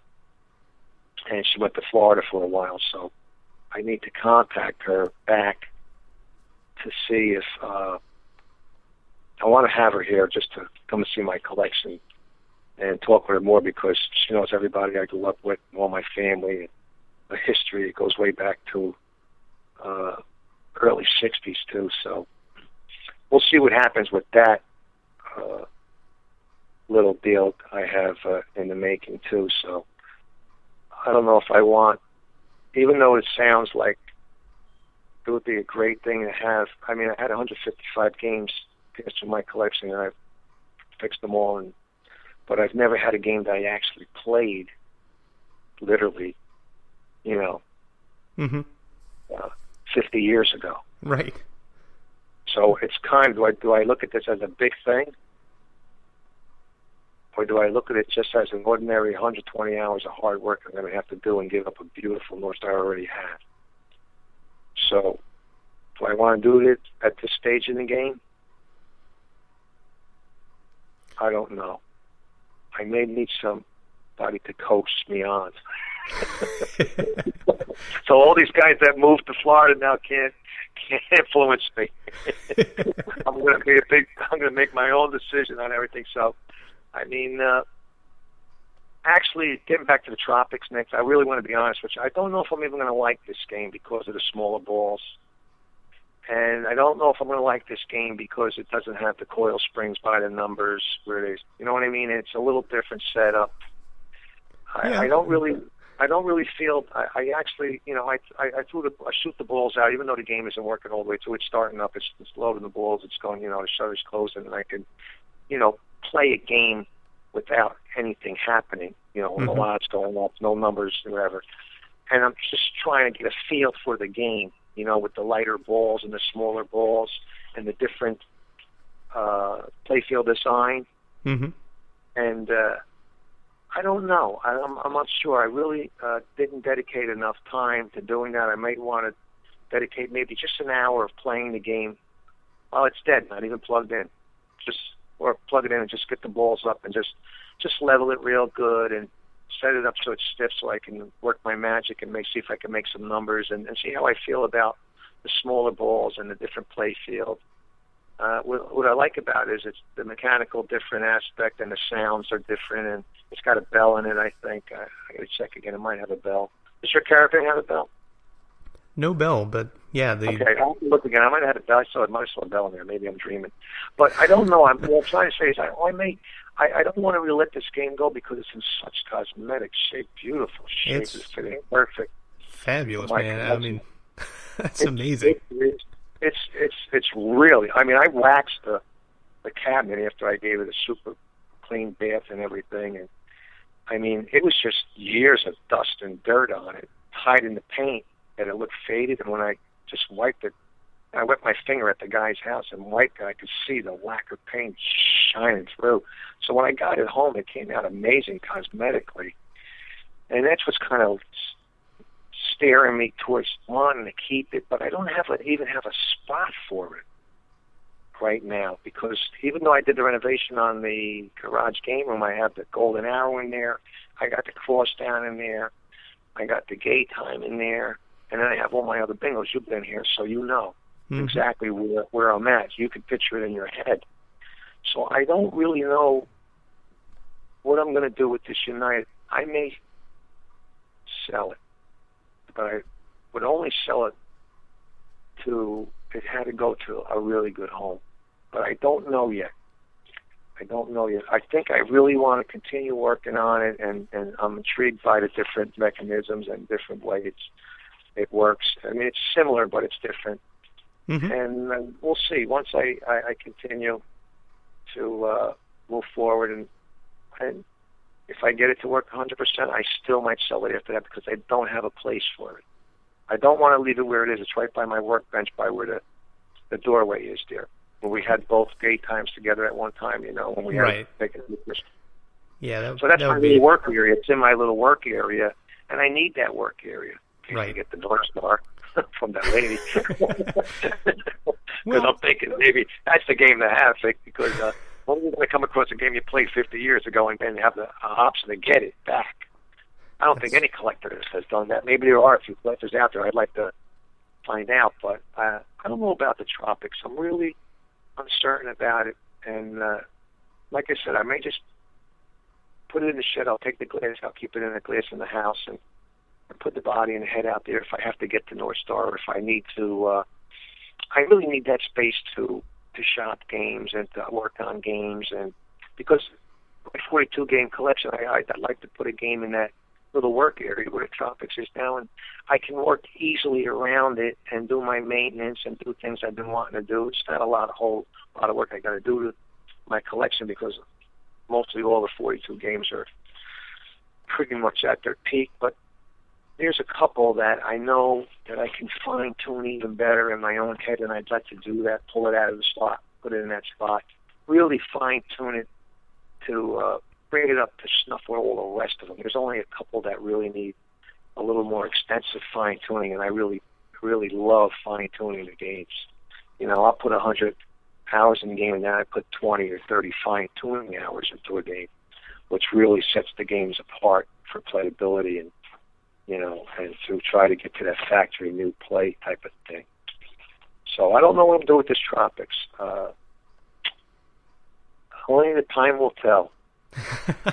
I gotcha. Well, I mean, I'd suggest get it going as best you can, and then, spend some time with it. I mean, really give it a chance, because when's the next time that you'll get to play one of those? I know, and I played the Caravan down there, but it's got the bigger balls. Right. It's got the Valley play field design. Yep. And it's got the Valley mechanics. I really enjoyed that. So what I'm really thinking is that this United game may not be the game for me, and that's what's in the back of my mind. What I'm thinking is if I'm really gonna, and I would love to add a United bingo to my collection, but I think I really need a newer game, one that's more inclined to bring me more pleasure because I'm more comfortable with it, with everything. And that's from, I guess it's 1955 United and up, really stole Valley's design complete. Yeah. I shouldn't say stole because really, even Gottlieb, Williams, Chicago Coin, Valley, they really there were no restrictions on, copying. Yeah, back then. There was no laws or restrictions, and really, Gottlieb, the owner, the original owner, really didn't mind that he knew that people were coming into the factory and taking ideas and bringing them over to Williams. And I'm sure there were Gottlieb people going over to Williams, and that's what they were doing back then. Mm-hmm. And so Bally and United with the Bingos was the same type of thing. I mean, they shared the artists. I mean, I heard that the artist that did the Tropics would do Chicago coin games, exhibit games. I'm learning so much more now in the hobby, and that's really where I want to devote some time. I don't want to devote any more physical labor to the games. I've done so many games. It's, unbelievable. Sometimes I look back and think how much time I put into these games and all the games I sold, because I have 42 games, but, I sold 115 games that I put so many hours into. So I'm reading more things. I'm learning more things about interesting things that really I'm enjoying, as far as things on the internet. I'm reading, I'm learning about, just like I said, with the, I learned this, what I just said to you about how they didn't share ideas, but no one, they didn't, I guess they did steal them, if you look at it that way. It's not the word to use. But no one really said, don't, what are you doing? What are you doing? How come your pop-up or caps look like mine? And why are you using that same unit that I made? No one did that. Yeah, they were. So I think United just said, you know what? They just wanted to be themselves and use their equipment and build bingos, but they came to the conclusion that Bally had the best design, and let's just do it, baby. Let's just do it like them and see if we can sell games and compete with them and catch up to them, because they were by far the leaders in the bingos. I mean, Yeah. They came with the horse race. I heard you getting the Turf King too. Let's get on the subject of that. I had 2 Turf Kings, Yeah. Yeah, I had one up running, a beauty. I got this guy, he's just 7 miles away. I sold it to him about 16 years ago. And let me tell you, that's a nice game too, but it's only 1 ball. Right.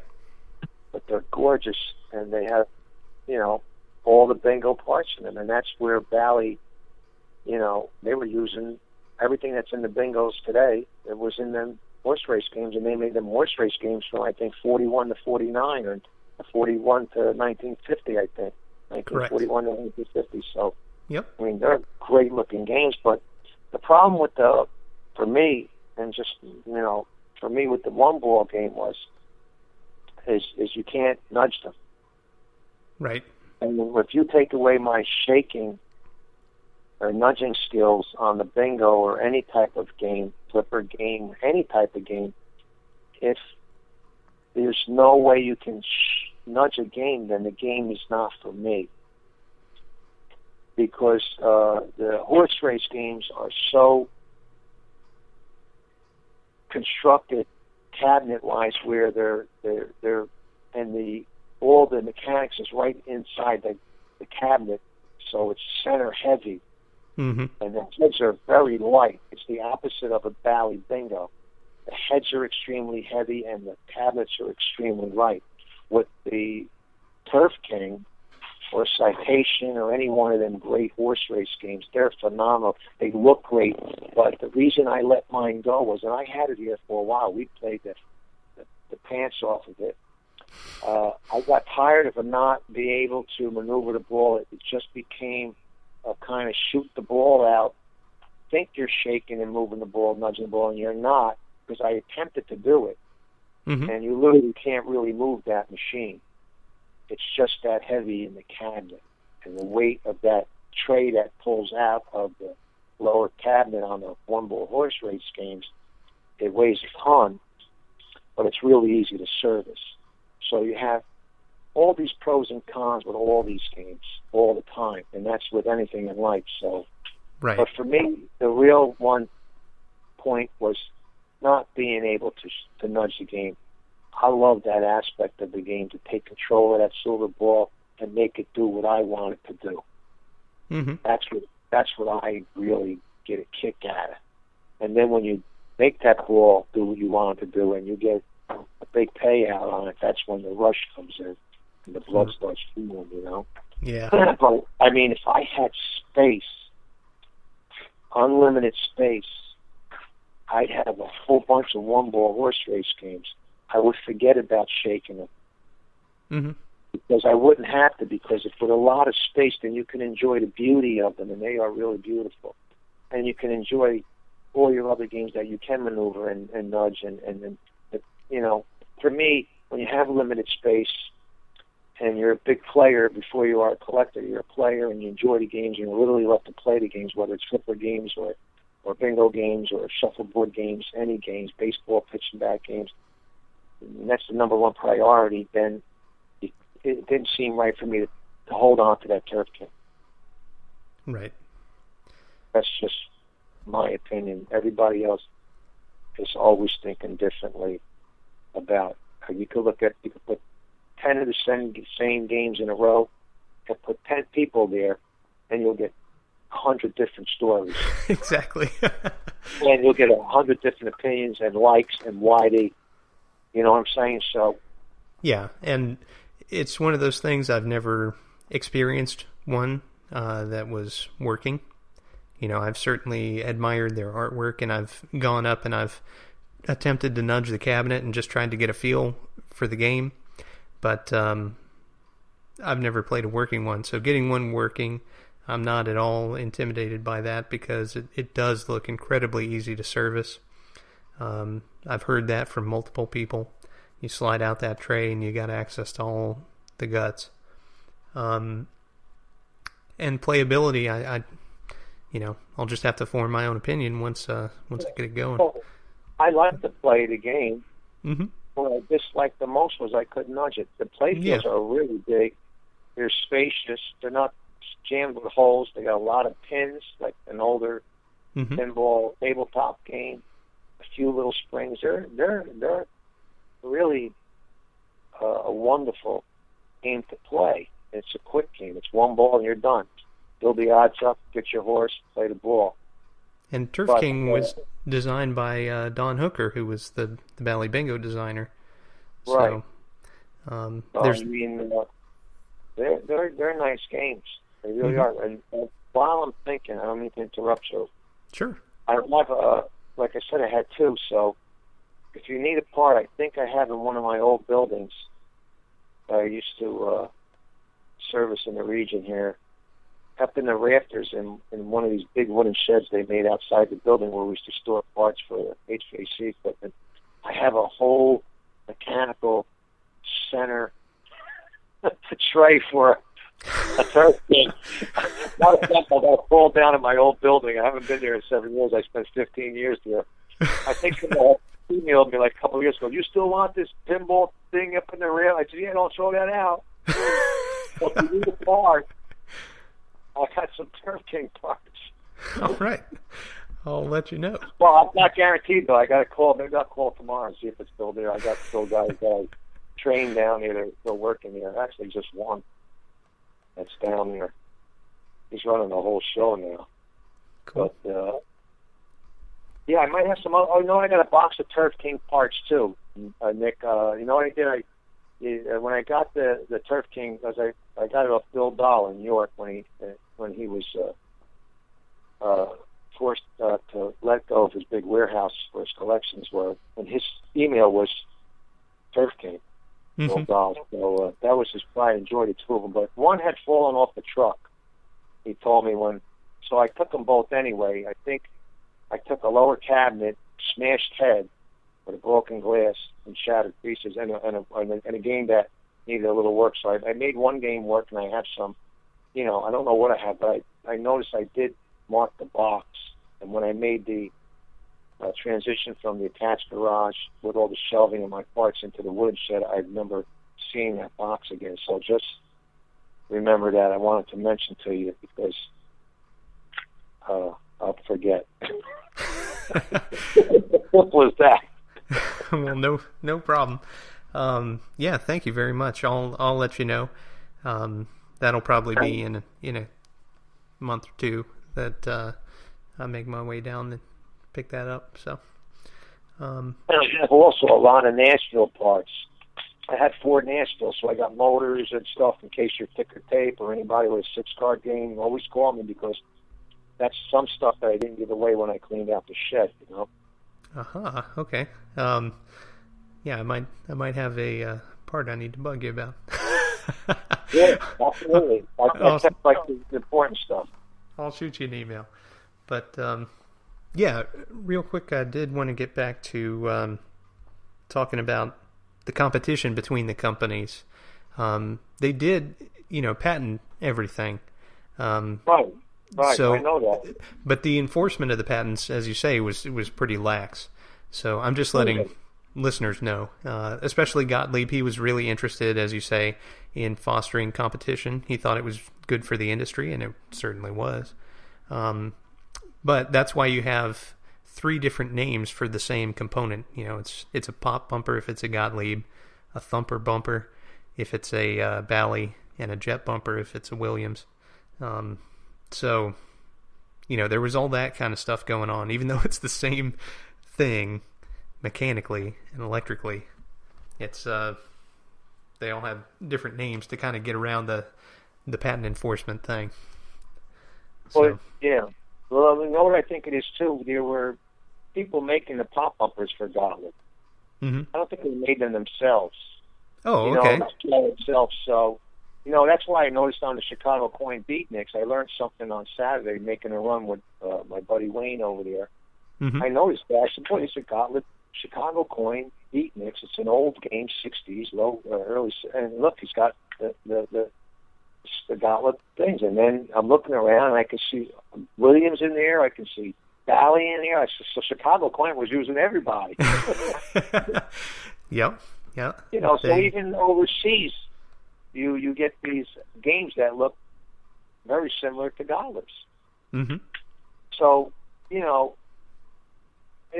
it had to happen. It had to happen. I mean, of course, people that invented flippers or literally invented the tilt and stuff, they still had to share that with the patent. But think about it, they all have tilts, right?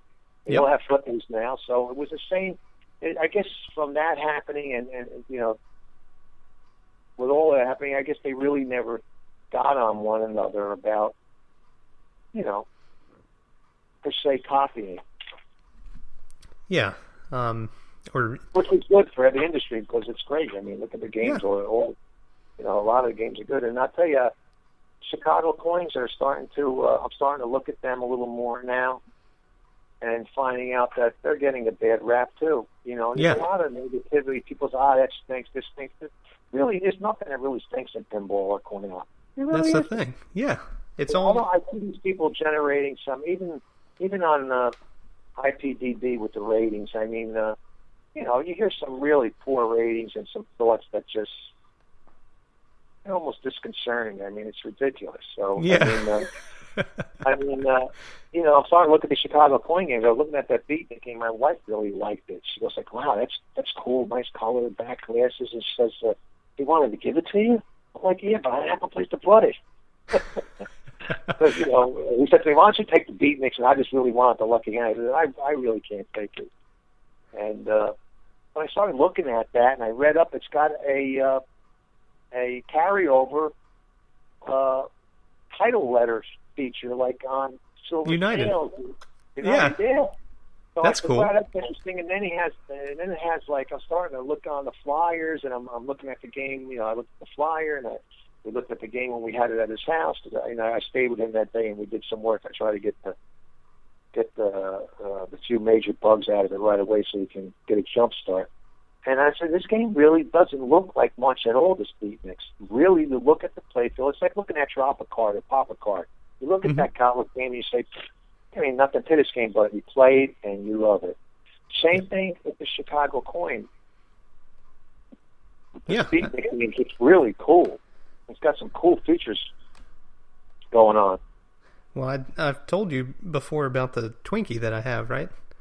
That's right. I heard about the Twinkie, and I had a. Oh, by the way, thank you for going through that mystery podcast because I had the mystery, and I never got it running. What's his name bought that off me real fast. I didn't want to work on that game because I didn't think I would want to keep it, so I took it in and I sold it to the guy who sold his whole collection. What was his name? Real Silverman. big collection. Yeah. Yep. Silverman. So you knew because he loved all them games. Right, so I never got to get that game going, but that's a cool game, man. After you explain it, I'm like, look at the specials here and there, and you got to really be a nudger, and I'm thinking, wow, these games are pretty nice, too. Yes, that's a thing. Flipperless games, they don't get a lot of love, and some of them are actually fantastically complicated, and they're really fun to play. It's all about. It's just like with the bingos, Vic. You got to know what you're doing, and once you've got those goals in mind, then suddenly the game becomes an awful lot more fun. It's not just shooting the ball and seeing what happens. It's really actively steering it towards your goal. Right, controlling that silver ball, making it do what you want it to do. That's right. So, yeah, mystery. It's a good feeling to get those specials. It's hard to do. Yeah, I had a Jolly, and I got that Jolly going. I had a gorgeous Jolly. If you ever get a chance to look at it on pinballowners.com, where I listed all 155 games that were in my collection. You can go there and look at pictures of it. This thing was gorgeous. I got that going, but I didn't find that much enjoyment out of it. Now, I don't know if Jolly is that. I don't even remember what manufacturer that was, if it was earlier than the Mystery, and maybe they got a little better as time went on, or I'd have to look into that. I forget what happened. I sold a Jolly to somebody else, though. I didn't sell it to Dave Silverman. He was buying all them flipperless games at the time, but I put it on Mr. Pinball, and some guy jumped on it. It was in nice shape. Really clean game. I found it in a home that it was just sitting there. Actually, the glass was broken, but nothing ever happened to the playfield. It was gorgeous. I love the look of it, though. The artwork, just that vintage 40s look, and the art from the 40s. It's the 40s when you see something like that. It's pretty interesting. Yep. That was actually... Yeah. That was Chicago Coin. Oh, it was? Yeah. Jolly? Yep. Oh, I didn't know that. That's got to have been so long ago I got that game. It's got all the spring bumpers. Yeah. I remember the guy telling me, my father had this game, and I remember I was 7 years old playing this game. He was old, the guy I got from the son. So, kind of interesting. I used to love that whole hunting the games down, too, man. That's another whole aspect of the hobby that I enjoyed. So, something else I missed that I'm pretty good at, too. But I had my take on it, and I don't think I'll be going back to that. So, well, we're in the home stretch here, Vic. I wanted to let you know, I don't know if I told or shared with you that Double Up, which was probably the bingo from my collection that got the least amount of play at the bingo row. I played it. I know you played it, and I steered you through it. Yeah, it's different, but I think it's fun. It's just it takes some getting used to, the different play field. But what I was going to tell you is that I did check the replays on that one, or the total plays, and it had over 1,000 plays over the weekend. Wow. Which is pretty cool to think about. And that's, one that didn't get a lot of play. So, yeah, I got to say, I observed that. I sat in that chair, which was nice. I had an open space by the Coney Island, and I really didn't move from that chair. I mean, I know you were flying around and doing things, and I watched Jim flying around. I mean, I was like the guard. I was just there the whole time, and I noticed that there were some serious bingo players. And I did want to mention before I forgot, now it's coming up since you said that about the double up in the plays and stuff, that Pennsylvania had some bingo players. Pennsylvania was a big state, an active state for bingo pinball machines in general. Mm-hmm. I know the East Coast here in New Jersey was big and a lot of action here, but PA, being the large state that it is, there was a tremendous amount of bingo pinball activity going on in the day on a route. So with York being kind of where it's located, it was the perfect location to flush out and find out that PA is and has a lot of serious bingo players, because I watched a couple of guys, they just went from one game and stayed on it and stayed on it and went to another game. I've seen the same faces. I know who the serious players were back then on that day. Mm-hmm. So it's interesting to note that PA is a big state for bingo pinball and players. And I know quite a few of them down here.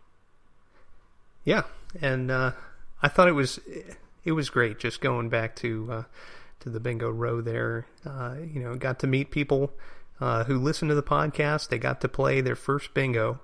Walked them through it, and got to meet people from West Virginia, Pennsylvania, New York, New Jersey, all these areas, and it was really something very special. So I did want to thank you again for being a part of that and bringing your game and being an advocate and a bingo ambassador with me there. And what's that? I said there's plenty of them around. And just your love of the game is infectious, and it's great. And I had a great time, and I would do it again in a heartbeat as well. So I think we should load up all our bingos together and just move them all this weekend. What do you say? That sounds good, but I want to take it a step further and have a bingo museum. Oh, I would love that. I think that'd be great to have one of every Valley and United game housed somewhere where you could go play. I think that would be fantastic. Well, there are people that have every Valley, and there are people that have almost every United. Well, we got to get them together. Well, if you're rich, you have to go and book that guy in there. There's a guy in there got almost every Valley. His son's got a real nice collection of United. But someday, something might happen like that, because these old-timers that are older than me and getting up there in age and have these, almost full collection of United bingos and full collection of Valley bingos, the opportunity might come up where you can place these, and it's a dream, and I'm dreaming while I'm talking, to put both of them in some kind of, non-profit organization, charitable museum type / maybe mix them in with some other type of coin op or something, or somehow have them survive like that and have them all in one location. That would just be the ultimate. So someday, with these guys that have these games, these almost full collection of bingos, what's going to happen to them? Mm-hmm. Where are they going to go? Yeah. How are they going to be dispersed? Yep. I don't know. I mean, you got a couple of great Gottlieb collectors. There's that guy in I think it is Wisconsin. His name is Tom Taylor. Mm-hmm. Have you ever seen that gentleman's collection? No, I have not. I might send you the link if I can find it. I think I have it. He has every single Gottlieb made, and then some. Every single one up and running in a giant facility. Whoa. 2 players, 4 players, wood rails, wedge heads, every single wedge head. Huh. That's amazing. That is crazy. That's amazing. Yeah.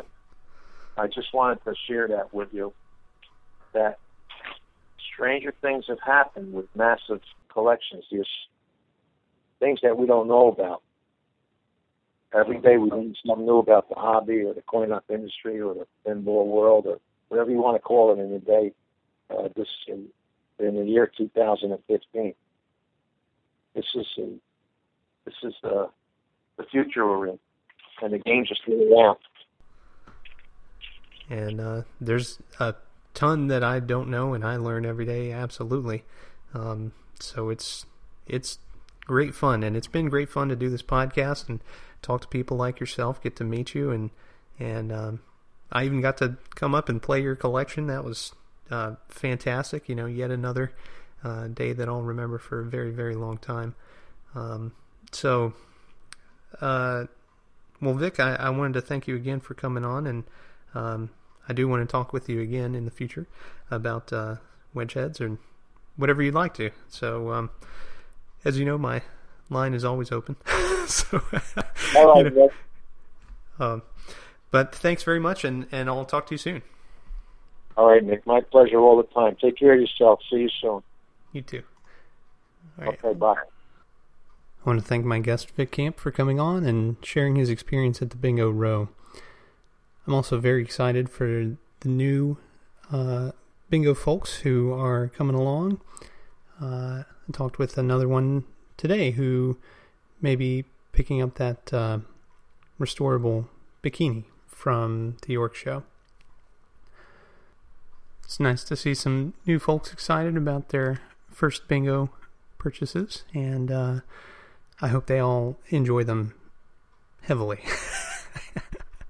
just as I do. Well, thank you very much for joining me. My name again is Nick Baldridge. You can reach me at foramusementonlypodcast@gmail.com, or you can call me on the Bingos line. That's 724-BINGOS1, 724-246-4671. You can listen to us on iTunes, Stitcher, Pocket Casts, via RSS, on Facebook, on Twitter at Bingo Podcast. You can follow me on Instagram at nbaldridge. You can listen to us on Google Play Music. Or you can listen to us on our website, which is foramusementonly.libsyn.com. Thank you very much for listening, and I'll talk to you next time.